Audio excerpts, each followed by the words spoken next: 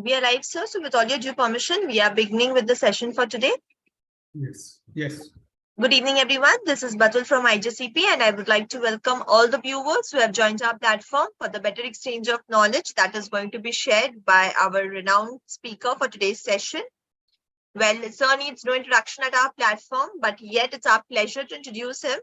And he is none other than the very renowned nephrologist, Dr. Ratan Jha, sir.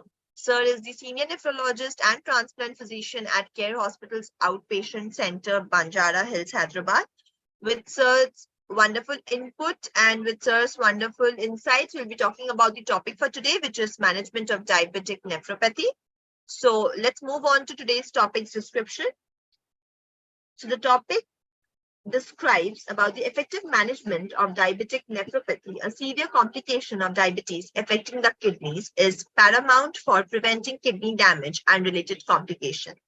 This comprehensive approach typically involves meticulous blood sugar and blood pressure control and lifestyle modifications, such as dietary changes and regular monitoring to preserve kidney function and enhance overall well-being in individuals with diabetes. So we'll be learning more about the topic with sir's wonderful insights and with sir's presentation. So now, without any further delay, I would like to welcome sir at our forum and would like to hand over the session to him for his precious talk to begin. So over to you. Good evening, friends.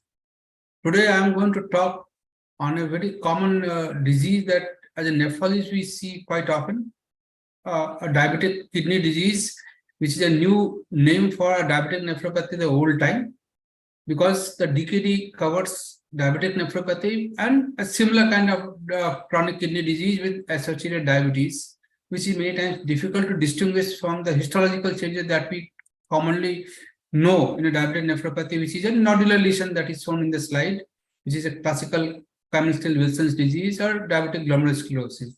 So diabetic nephropathy term is now restricted to patients where the biopsy has been done and histologically it is showing a classical features of diabetic nephropathy in the form of nodular lesion. In absence of that, presence of diabetes with a typical kind of follow-up pattern, proteinuria, hypertension, and renal dysfunction is considered as a probable diabetic nephropathy or diabetic kidney disease. So both the names are, for practical purposes, interchangeable, but there could be some differences for those who are practicing a high-end nephrology to make a right label. So today we are going to talk about the management of diabetic kidney disease, which in half an hour of my presentation, and try to touch upon the various points which as a nephrologist we see and practice. This year, the World Kidney Day slogan was Kidney Health for All, which should encompass preparing for the unexpected problems, like when we have a kind of epidemic of some kind, like we had COVID infection, the whole kidney management of critically ill patients went for a toss. So this is the logo of this year, that we should prepare for unexpected, support the vulnerables, that is those who are not getting the right kind of care, and try to offer kidney health for all to get the patient's longevity prolonged. So this is the slogan, and if we talk about the kidney disease, the commonest kidney disease throughout the world, particularly in the middle age and elderly, is diabetic kidney disease, which is the topic for today's discussion.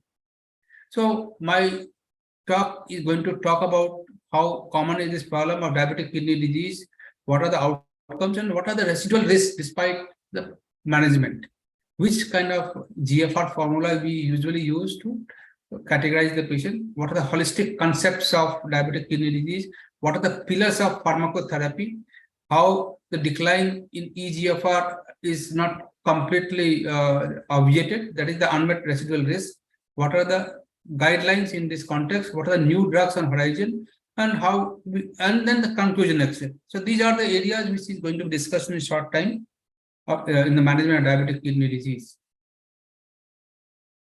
So diabetes is considered to be the modern day epidemic. That is, this is not a disease which is prevalent in the Western world. This is a disease throughout the world. And one of the commonest causes of chronic kidney disease throughout the world is diabetes. It contributes roughly 30% of patients of chronic kidney disease the world over. And on dialysis, diabetic kidney disease is the single leading cause which requires a renal replacement therapy to the tune of 40 to 50%. And in the recent USRDS data, the reported kind of prevalence of diabetic kidney disease on their dialysis, which is having a kind of proper record, is to the tune of 38%. It was lesser than the previous report of 50% in 2011. That is to say that probably diabetic kidney disease kind of prevalence may be getting lower in the Western world, but it is still a problem in the developing world.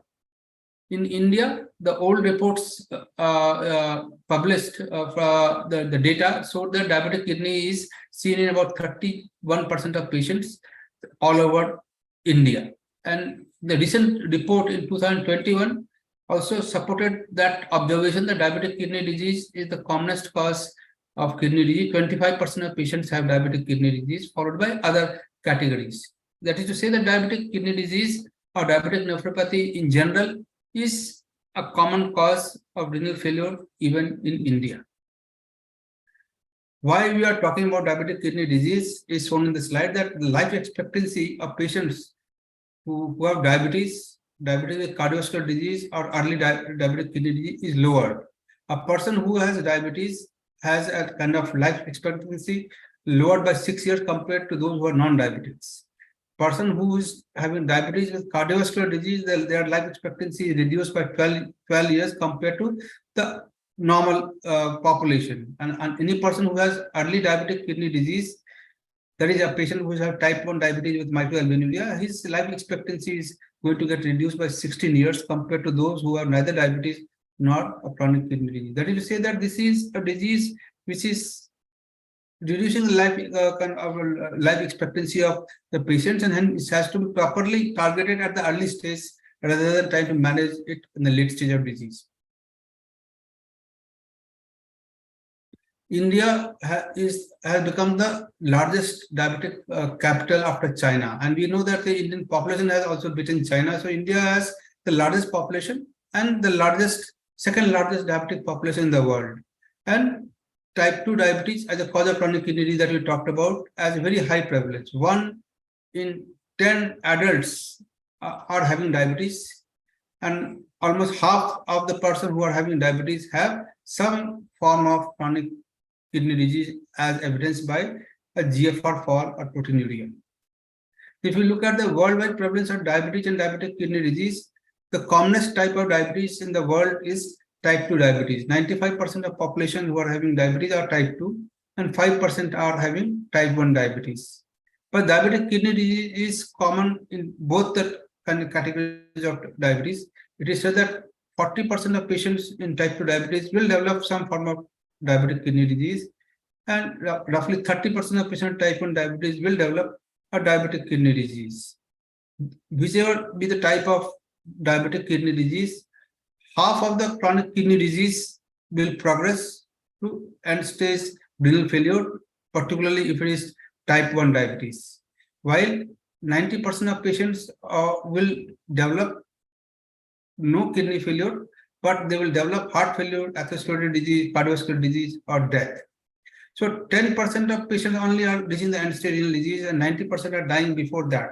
That is to say that we should manage the patient well from heart disease before they can develop a kidney failure.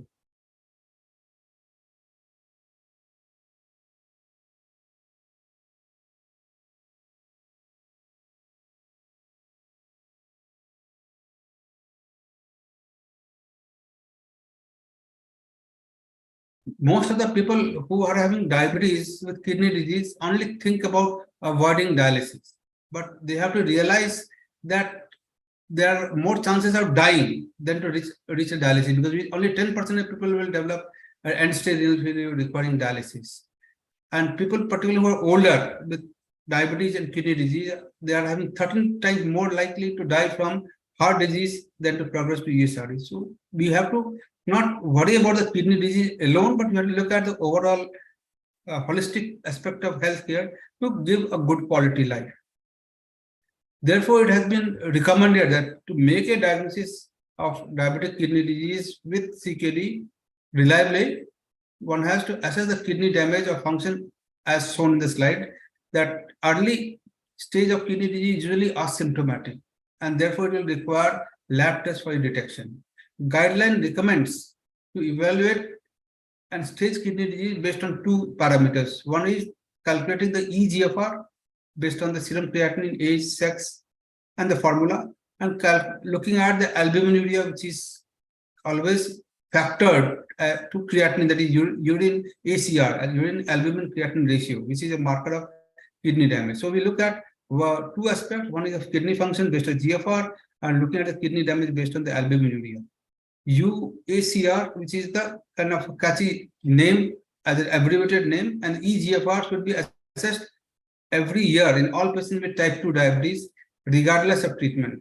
And patients who are having some abnormality, it should be checked twice a year with UACR more than 30 milligram per gram or eGFR less than 60 ml. So these are the two factors which has to be checked periodically. The clinical diagnosis of kidney disease with or without diabetes is shown in the slide, that if a person has a urine albumin creatinine ratio more than 30 milligram per gram or eGFR is less than 60 ml per minute for more than 3 months, the diagnosis of CKD due to diabetes or without diabetes is made. So these are the very important observations which are shown in the slide, and it has to be done as per the guidelines to assess the kidney disease and make a diagnosis early.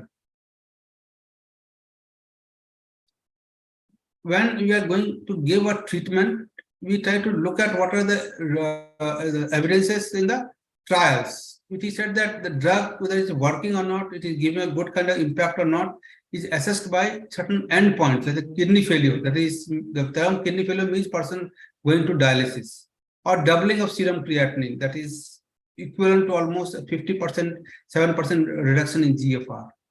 These are said to be very, very valid surrogate endpoints. eGFR decline of more than 40% in the follow-up is also a very important surrogate endpoint to say that the treatment is not working. Other way to look at the kidney drug kind of efficacy, to look at the GFR slope. Any drug which is affecting us GFR slope of more than 0.5 to 1 ml per minute per year is said to have an impact. For simplicity sake, the GFR decline more than 30% is considered to be a reasonable surrogate endpoint in many trials, and to define whether the drug is working or not. Another reasonable endpoint is urine albumin creatinine ratio reduction, mean, that is multiple readings taken together, more than 30%. So either we look at the GFR decline 30, 40% or 57%, or albumin creatinine ratio reduction of more than 30% to say that the treatment that we are offering is working or not. And based on these observations, the drugs are recommended in different trials as a kind of drug therapy to be advocated in patients with diabetic kidney disease.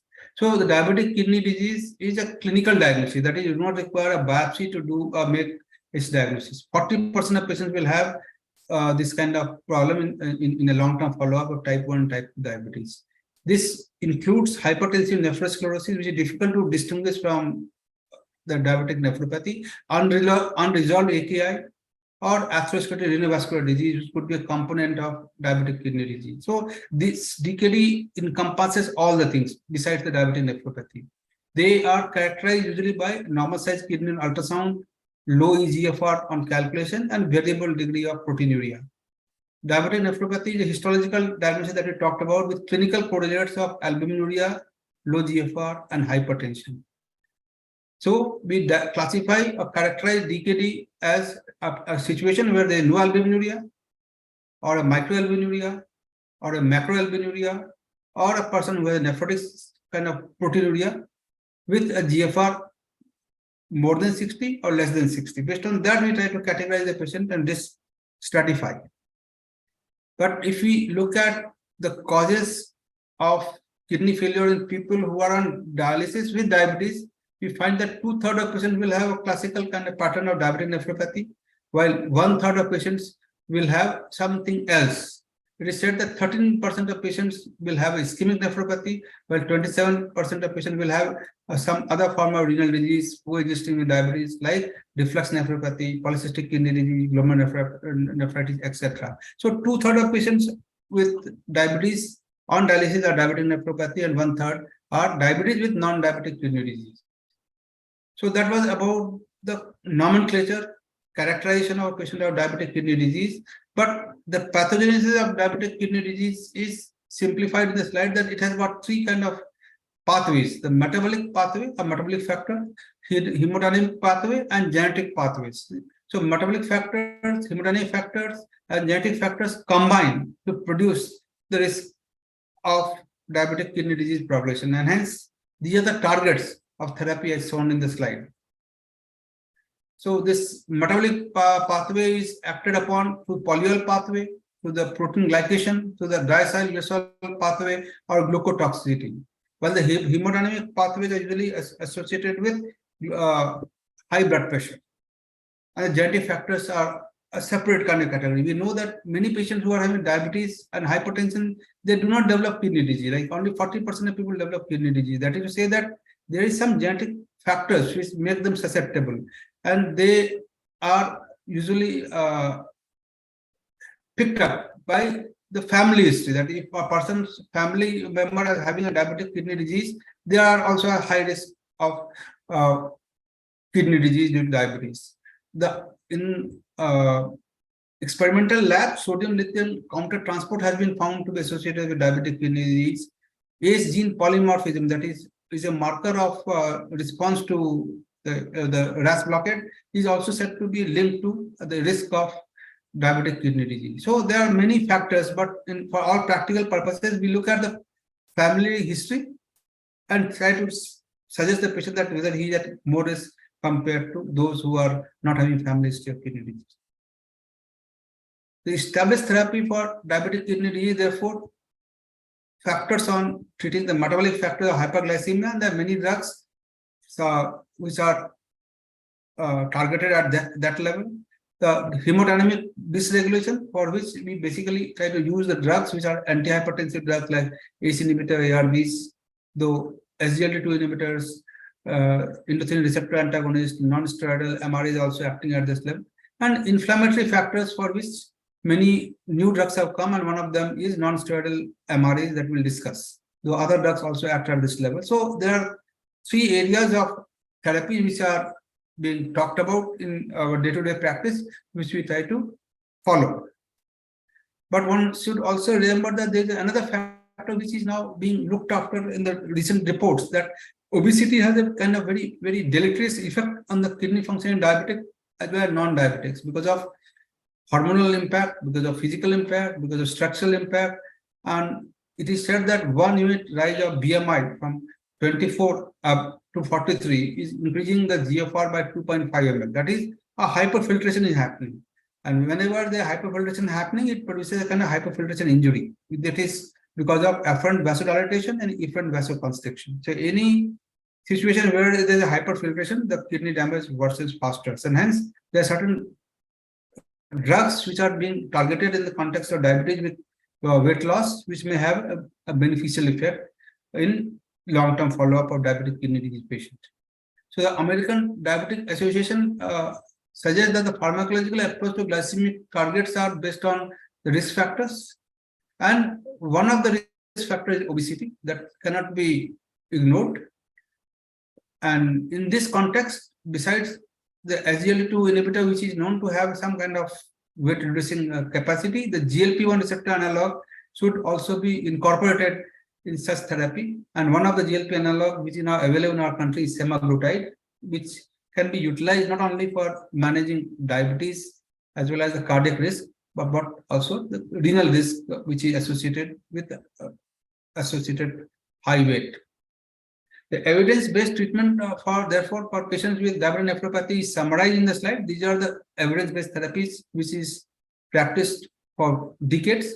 The risk factor modification with patient education at every level, use of RAS blockade, the use of either ARB or ACE inhibitor, or MRA, which is the new MRA that is finerenone, can be used as an important drug. BP lowering with the goal of 130/80 and below in patients who are proteinuria. Glycemic control with a goal of hemoglobin A1C if person is young and is able to tolerate. Lipid lowering therapies to prevent the cardiovascular risk, and trying to look at the novel approaches which are available that we'll discuss in the slides subsequently. And you always use SGLT2 inhibitor to reduce not only the cardiovascular event but to give renal protection. To summarize these evidences, the formula is A, B, and C. A is for hemoglobin A1C target, B is for blood pressure control with a good kind of RAS blockade and other drugs, and C is for cholesterol control, and D is for others which we have not covered in the ABC. The natural history of diabetic kidney disease or diabetic nephropathy is shown in the slide. That diabetic kidney disease is a progressive disease with a variable course. It is reported that patients who have proteinuria had a faster deterioration compared to those who are not having that. Proteinuria and albuminuria is talked about in same breath in patients of diabetic kidney disease. We have to know that after the age of 30 years, every year a kidney function falls by 1 ml. But those who are having diabetic kidney disease and the fast progression, the decline in GFR is around 5 to 6 ml per minute. When we are using a RAS blockade, the fall of GFR can be brought down to 3 to 4 ml or 5 ml per year. When RAS blockade and SGLT2 inhibitor are both combined, it can go down to 2 ml per minute per year. And when you are able to use another drug, finerenone, the person can have a fall in GFR for less than 2 ml per minute if it is started early. That is to say that nearly 15 years of life can be added in people who are used, who are given RAS blockade and SGLT2 inhibitor with the GFR is 50. And 6 more years can be added, that is 21 years life if the person is able to take finerenone along with RAS blockade and SGLT2. That is to say that the early diagnosis is very important when the GFR is around 50 or so. If it has gone below that, then we will not get that kind of benefit. So the multifactorial intervention is the thing of the recent times, that the course of DKD can be considerably influenced by multifactorial interventions. That if we are doing nothing other than general care, the fall of GFR is roughly 6 ml. When we use the appropriate drug, including RAS blockade, the fall of GFR is the risk reduction to 20%. When we are adding another drug like SGLT2 inhibitor, the risk reduction becomes 40% of the renal failure. And MRA is used, the risk reduction is further more, and that will mean a kind of fall of GFR of around 2 ml per minute per year from the fall of GFR of 6 ml. That is to say that the more interventions you do based on the scientific evidence, more chances are there that the DKD course can be altered favorably, and it should be done early to get these kind of results. So the projected effect on the eGFR is shown that a person who has a kind of GFR of say 56 ml and his age is 63 years, if he is given nothing else other than the ACE inhibitor, he is going to go to renal failure by the fall of GFR around 4 to 5 ml per year in 10 years time. And if canagliflozin, which is a kind of drug which is a SGLT2 inhibitor along with SGLT1 inhibitor as well, the fall of GFR is to the tune of 2 ml per year, meaning thereby roughly 15 years extra life is added in a person who is 63 years old to go to a dialysis.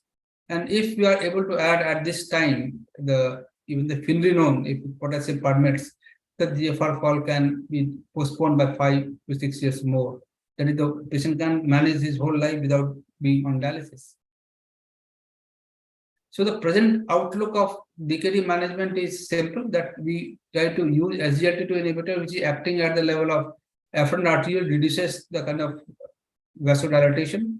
Well, the RAS blockade is acting at the efferent arteriole, it produces a kind of vasodilatation at the level of efferent arteriole. So afferent and efferent arteriole both modulation produces a reduction in interglomerular pressure, which means a lesser kind of hyperfiltration injury and a benefit that is seen in the follow-up. But when we are using this drug combination, as the interglomerular pressure comes down, there is expected to be some rise of serum creatinine, which has to be explained to the patient, which is likely to be beneficial in the long term. That is the way we put it. We are fully aware of the metabolic factors, the key glycemic control, the DCC trial, EDIC trial, UKPDS, ACCORD, ADVANCE, and VAD all suggested that a kind of moderate kind of hemoglobin A1C control is good for elderly. That is, target of 7 is acceptable, while in a younger patient, a lower target of 6.5 can be attempted. It has been found that attempting a target to a lower level has led to a kind of reduction in microalbuminuria, but increase the cardiovascular risk. So one has to look at the overall context to see how seriously one has to go to the glycemic targets. Intensive control may not be a safe target, kind of therapy in many patients who are already developed diabetic kidney disease. It is to be attempted in early stage and a younger population. The landmark trials for prevention of diabetic kidney disease are shown in the slide: a renal trial, IRMA trial, IDNT trial, or the collaborative study group with use of ACE inhibitor. All of them showed that there is a kind of benefit when we are using a RAS blockade for diabetic kidney disease. The UKPDS trial, advanced trial showed that the intensive control is good so far kidney disease protection is concerned, but doing an intensive kind of control in elderly population or people who are having already established heart disease may not be a safe approach. So ACE and ARB are now considered standard of care for renal protection, and we should be using this drug in all the patients unless there is reason not to use it.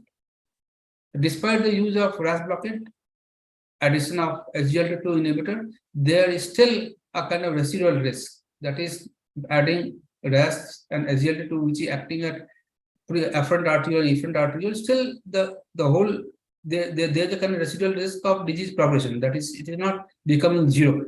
And hence, people are looking at other options. And the two other kind of options beside the finerenone which has come is the glucagon-like peptide 1 receptor agonist, GLP-1 receptor agonist, oral semaglutide, which is now being considered as an option to be used because it is not only beneficial for diabetic control and obesity or protecting the heart, but also it is having a kind of important effect on the GFR slope decline. Antagonists for endothelin-1, particularly atrasentan and other similar molecules, are being also looked at because the SONA trial showed that using atrasentan-1 whenever possible is going to have a reduction in the proteinuria and GFR decline. Though the consequence of heart failure was also seen in the study. So still these things are being tried, and these could be the additional pillars besides the RAS blocker, SGLT2 inhibitor, and finerenone that we are going to discuss in subsequent slides. Sodium bicarbonate therapy is said to be a supportive therapy that should be utilized appropriately in patients with GFR has fallen below 60. So the 5-finger rule, when we try to take care of hemoglobin of diabetic kidney disease, the ABC formula: A for hemoglobin A1C, that should be adjustable to around 7% in most of the people. B is for blood pressure target, that is target of BP should be 130/80. If there is kidney disease, eye disease, cerebrovascular damage. C is the cholesterol loading, that is LDL cholesterol should be at least below 100 and still lower in those who are having a kind of ischemic heart disease. We should always utilize ACE or ARB when the patient has an albuminuria more than 30 milligram per gram, along with finerenone if the potassium permits. We should stop smoking, exercise, take balanced diet, and weight loss should be attempted by physical activity, diet, as well as the drugs. So the threshold or the medical weapon of diabetic kidney disease that we should not forget in context of CKD is using RAS blockers in the adequate dose, SGLT2 inhibitors till the GFR permits till the GFR of 20, and finerenone till the GFR of 25, if we are able to take care of potassium rise. So this is called the threshold of chronic kidney disease or diabetic kidney disease, and this should be utilized as often as possible with proper precautions and monitoring. When we talk about diabetic kidney disease, we are aware of the fact that the GFR and the albuminuria are the things which we try to target.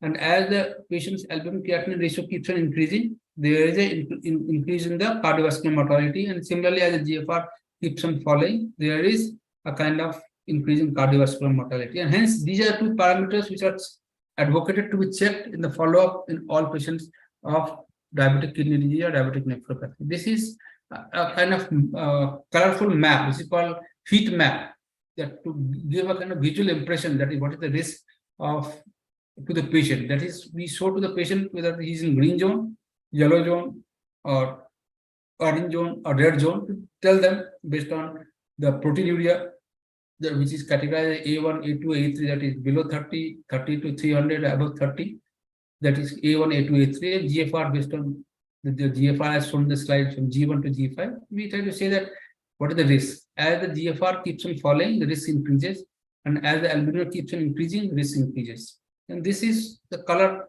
map, which is called heat map, to educate the patient the risk and the need for proper follow-up.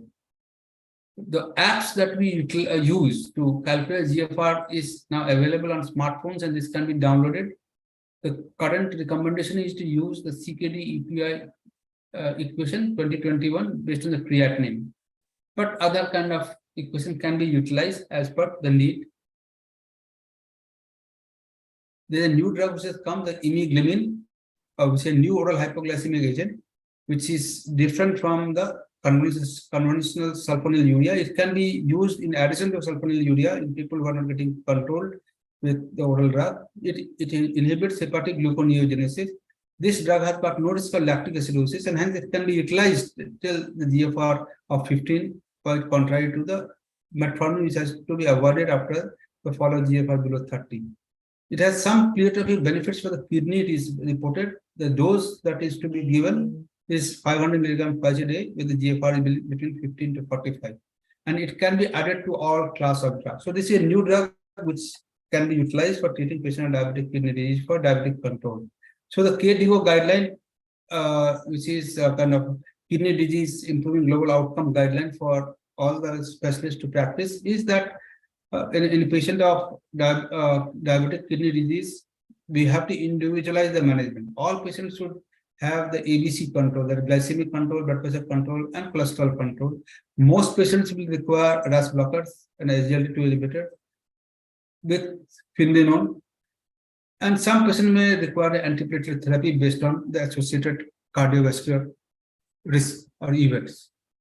But when we're trying to treat a patient with diabetic kidney disease, we should not forget or underestimate the acute factors which can be misdiagnosed as progressive kidney disease, which can be treated well. That is, any form of volume depletion or overload, infection, renal or extrarenal, activity of diseases like uncontrolled hypertension, renovascular thrombosis, hypotension, activity of associated problems like vasculitis can be which can be treated separately. Substances like the use of NSAIDs, aminoglycoside, contrast, consuming drugs, indigenous native medications, alcohol, or obstruction like stone, papilla, blood outlet. These are the acute factors. You can suddenly change the creatinine from, say, 2 to 5. And if not identified, people will think that it's a diabetic kidney disease is progressing, which can be targeted to treat, and the kidney disease can recover. So any patient who has a diabetic kidney disease, there could be an added factor of acute insult and other kinds of non-diabetic kidney disease, which has to be looked at to get to the cause and treat it adequately. We should not forget that it's not only the pharmacotherapy that is a part of kidney disease management. Lifestyle interventions are also to be looked at, and we said that patients who have a GFR lower than 60 can be benefited with plant-based protein with the protein restriction of to the tune of 0.8 gram per kg. We can supplement it with keto acids and essential amino acids. The guideline suggests that the food should have 50% vegetables and fruits, in case potassium is all right, 25% protein, and 25% whole grains and starchy vegetables. That is, one has to cut down the carbohydrate portion and look at the other options. Sodium should be always less than 2 grams, or sodium chloride should be less than 5 grams, that is 1 spoon, less than 1 spoon a day. We should not bank upon this newer kinds of the salt supplement like pink salt or the rock salt, which is no way different from the iodized salt. So for kidney is concerned, physical activity has to be considered to improve the physical health, blood pressure, lipid profile, insulin sensitivity, and cardiovascular outcomes. And it is said that roughly 30 minutes of walking is required minimum 5 days a week for people who are obese or elderly. The practical point, therefore, is to use the medical threshold optimally medical threshold means RAS blockade, the SGLT2 inhibitor, and the finerenone. The other two pillars that we have not yet included in this weapon is going to be incorporated based on the informations in the trials which we are awaiting, particularly the semaglutide and the endothelin receptor antagonist. We should not fall prey to experimental therapy, the pseudo claims of supplemental cocktail like Nephrocap or Nephrosave or probiotics or prebiotics. We should not restrict vegetarian protein in general because the risk of protein energy wasting is there in patients with diabetic kidney disease. And person who is vegetarian is already having a kind of low protein diet. We should not prescribe diuretics like furosemide or torsemide to lower serum creatinine because that doesn't happen. We can use it for fluid overload or hyperkalemia. We should avoid drugs which are known to be risky in such situations like NSAIDs, COX-2 inhibitors, mineralocorticoid receptor antagonist in late stage of kidney disease, aminoglycosides for treating UTI, Ayurvedic drugs, herbal preparations should be avoided. We should always assess the acute factors, which is nicknamed as fiasco factors, that is fluid deficiency, infections, arterial problem, hypertension, hypotension, substance abuse, consumption of protein, or obstruction, before we label the change in kidney disease to be diabetic kidney disease. The ADA KDOQI consensus report says that the CKD screening should be done as follows. In type 1 diabetes, it starts after 5 years of diagnosis. In type 2 diabetes, it should be started at the diagnosis, and the screening means calculating the eGFR based on serum creatinine with the appropriate formula and looking at the spot urine albumin creatinine ratio. If the reports are abnormal, we need to repeat it. The definition of CKD therefore is persistent albuminuria with the albumin creatinine more than 30 mg per gram, or persistent eGFR less than 60 ml per minute per 1.73 meters square, or other evidence of kidney damage. So to summarize, therefore, the problem of diabetic kidney disease, the prevalence is increasing the world over, as well as the incidence of diabetes. It is associated with increased mortality compared to people who have no diabetes or who do not have a kind of chronic kidney disease. It is said that 4.1% is the mortality at 10 years in people who have diabetes compared to 47% who have diabetic kidney disease. Therefore, the diabetic kidney disease implies a widespread vascular damage and high risk of atherosclerotic cardiovascular disease. The risk of this disease increases with duration of diabetes because as people are living long with diabetes, more people are at risk of developing kidney damage, which tries to multiply the risk. It is this problem of diabetic kidney disease is driven by hyperglycemia in the beginning, hypertension throughout, and obesity throughout. This diabetic kidney disease is preventable with appropriate counseling at the early stage. And that is what I wish to share with you all. Thank you. Thank you so much, sir. Thank you for the correspondence talk that you have provided on such an important topic that we have shared today. We have received 2 questions from the participants. With all your permission, I would like to put across those questions to you. Sure. Yeah. So the first question is, when is a renal biopsy indicated for the diagnosis of diabetic nephropathy? Please repeat the question. When is the biopsy? What did you say? Yeah, sure. I'll repeat the question. When is a renal biopsy indicated for the diagnosis of diabetic nephropathy? The renal biopsy is never indicated for making a diagnosis of diabetic nephropathy. It is a clinical diagnosis based on the circumstantial evidence of long-standing diabetes, normal size kidney, proteinuria, with or without eye changes of diabetic retinopathy, neuropathy. The kidney biopsy is indicated in diabetic patients in certain situations. One, when we think that this is not likely to be diabetic kidney disease based on massive proteinuria, that is, a person has protein loss more than 3 grams, presence of hematuria, that is, urine is showing presence of RBC or RBC cast, or we find that patient has a disease duration of diabetes less than 5 years and having a kind of falling GFR below 60, or person has a rapidly changing creatinine from 1 to say 5 over a short time, suggesting that it could be a rapidly progressive renal failure which will require different treatment. So when the course is different, when the duration of diabetes is short, when the person has a very heavy proteinuria, person has no evidence of other target organ damage, when we such as hematuria, probably those are the situations where we need to do a kidney biopsy to rule out other possibilities rather than to make a diagnosis of diabetic nephropathy.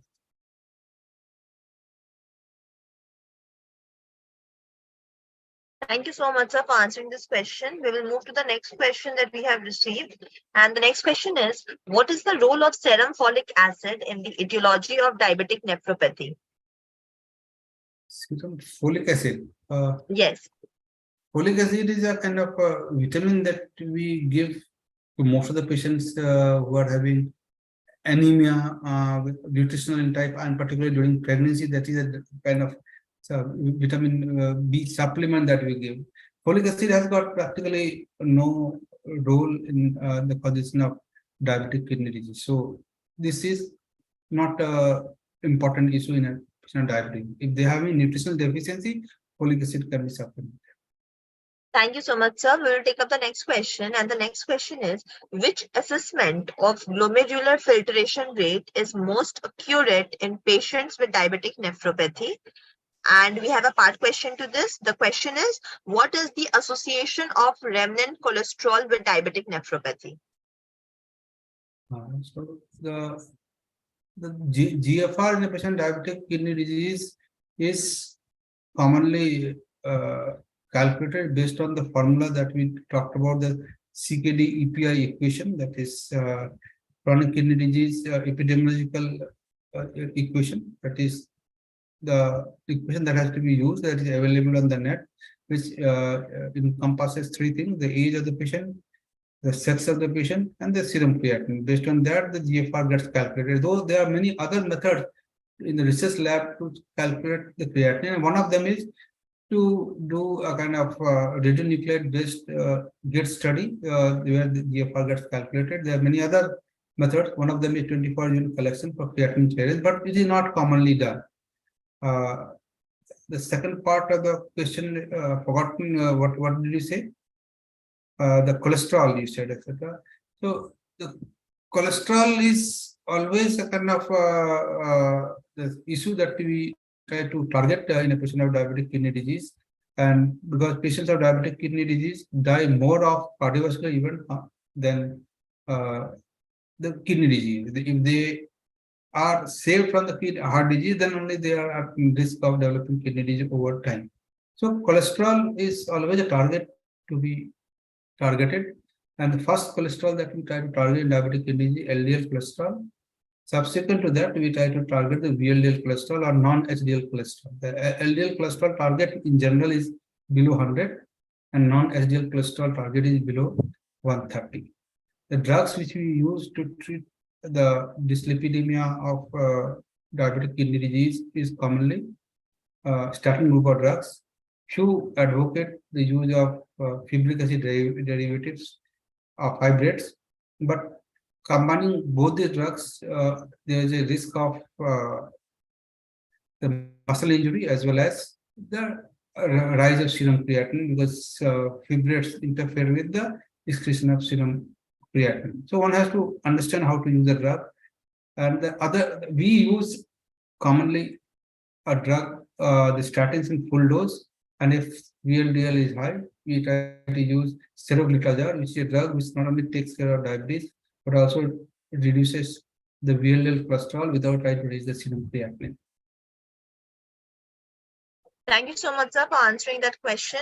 We will take up the last question for today's session. And the question is, which patients are at high risk for end-stage renal disease from diabetic nephropathy? It is said that patients who are having diabetic nephropathy, the risk factor for progression are poor BP control with that is, if the BP is not getting controlled with below 130 by 80, lack of use of the standard of care, that is not using the RAS blockers, SGLT2 inhibitors, or the findenone, because these are drugs that are known to slow down the disease progression. And if we are not able to use it for some reason, like person is developing hyperkalemia or some other side effects, when you are not able to use the drug, the kidney disease is likely to progress. So increased amount of proteinuria, increased blood pressure, and not able to use the standard drug therapy, the triple drug therapy that we talk about, threshold of medical therapy for diabetic kidney disease. And maybe there could be additional factors like smoking, obesity, which if it is not taken care of, that can have an impact. But if the person is getting frequently hospitalized with some infection, because infections are triggered for kidney damage because of multiple antibiotics being used. So infections, hospitalization, use of multiple antibiotics for taking care of associated infection like pneumonia, foot infection. These could be the things which can lead to a rapid decline in GFR. So for preventing the infection, we talk about appropriate diabetic control and to vaccinate the patient. So the vaccination is also a part of care on diabetic kidney disease to reduce the risk of hospitalization because of pneumonia and other kind of infection which can lead to hospitalization. Thank you so much, sir, for answering that question. That was the last question for today's session. And at the outset, I would like to thank all the viewers for their ardent participation, for putting up their questions to us. So thank you to all of them. So with all your last comment, we can conclude the session here for today. Yes, thank you. Thank you so much, sir. Thank you.